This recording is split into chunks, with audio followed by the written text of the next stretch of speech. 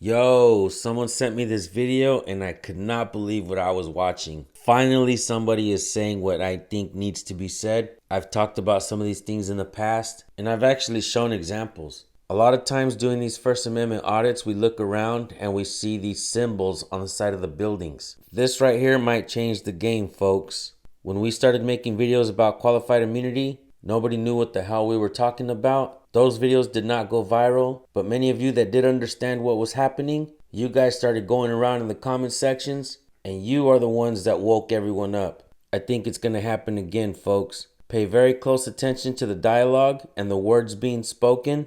This has to be one of the best police audit videos that I've ever seen. So without further ado, folks, here's your video. Man, let me ask you this, and then I'll get out of your hair.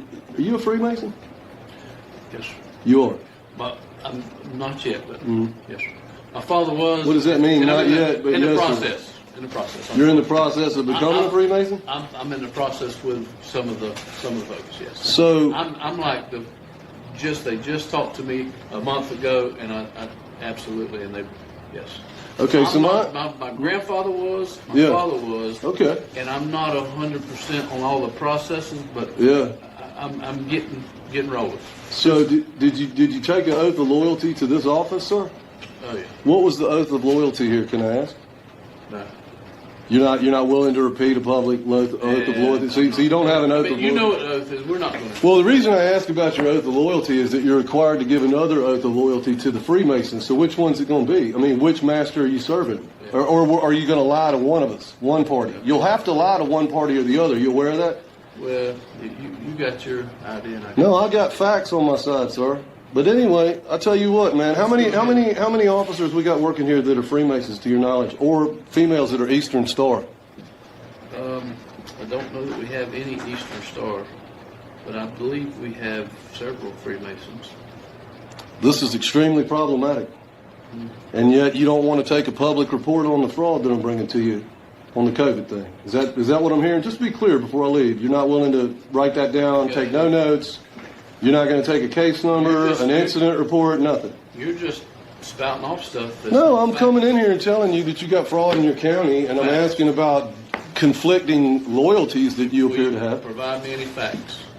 It's a fact that you have to swear an oath of loyalty to the Freemasons. Is that a fact, or are you going to tell me that's not a fact? Are you providing me any facts or not? Are you telling me that that's not true?